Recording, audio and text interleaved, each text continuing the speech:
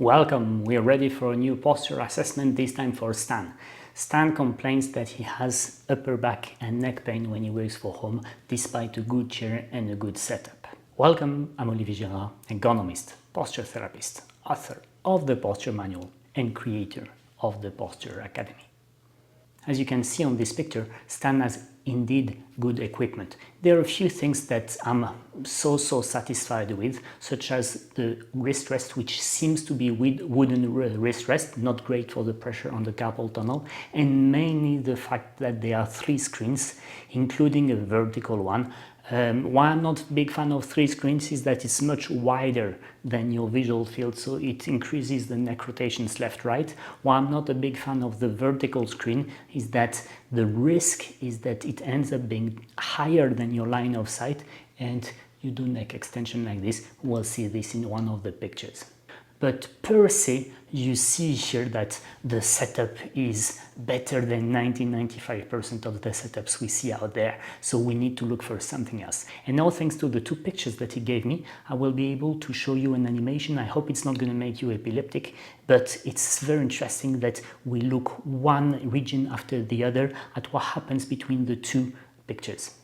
So look at these 2 sitting positions and first look at what happens in the feet. You see that from one position to the other, the feet are either where they should be, which is heels under the knees, or slightly backwards.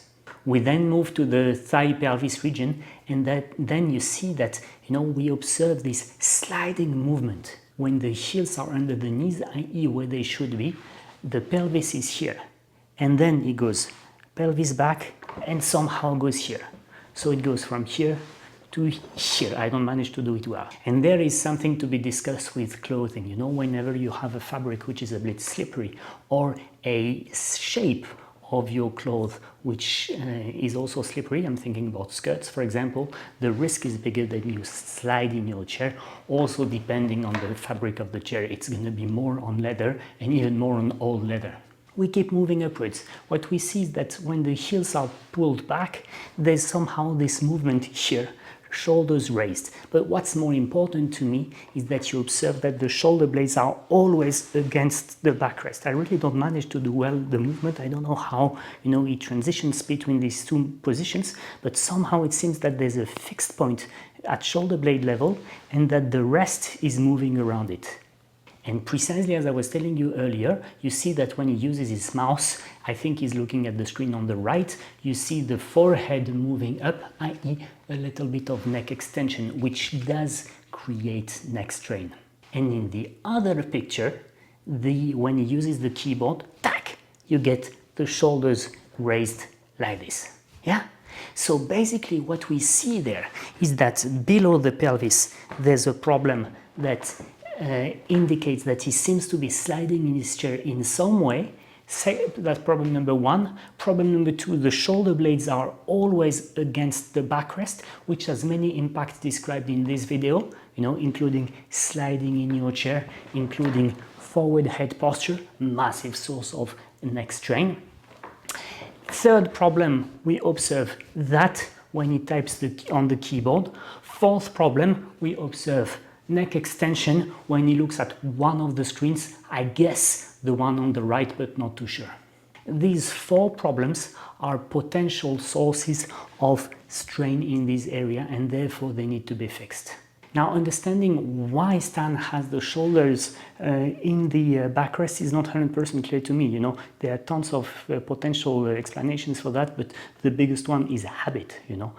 I have the habit of doing this, and we could imagine that this participates in making him slide in the chair, especially given the type of clothing that he has on the type of chair that he has, and that to prevent further sliding, he tries to hold back, putting his feet backwards, that somehow this leads to that, but still the shoulders are always in the backrest with the head that does what it can. And then as the keyboard seems to be too high, well, then you get a shoulder raise in that area.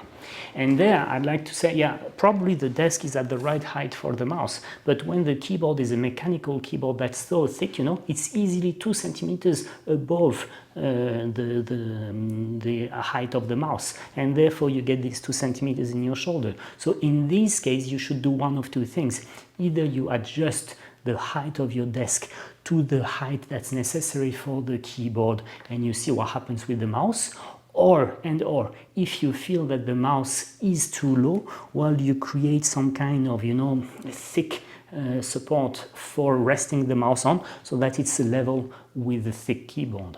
But here my main advice to Stan would be, look, you will always be having your shoulders in the backrest if you're too close to your desk. So start by doing this. Start by taking 1.50 m or 1 meter distance with your desk. Start by, you know what I'm doing? I'm really pushing my butt against the backrest, sliding my butt downwards along the backrest, and that's when your pelvis is glued at the back of the chair.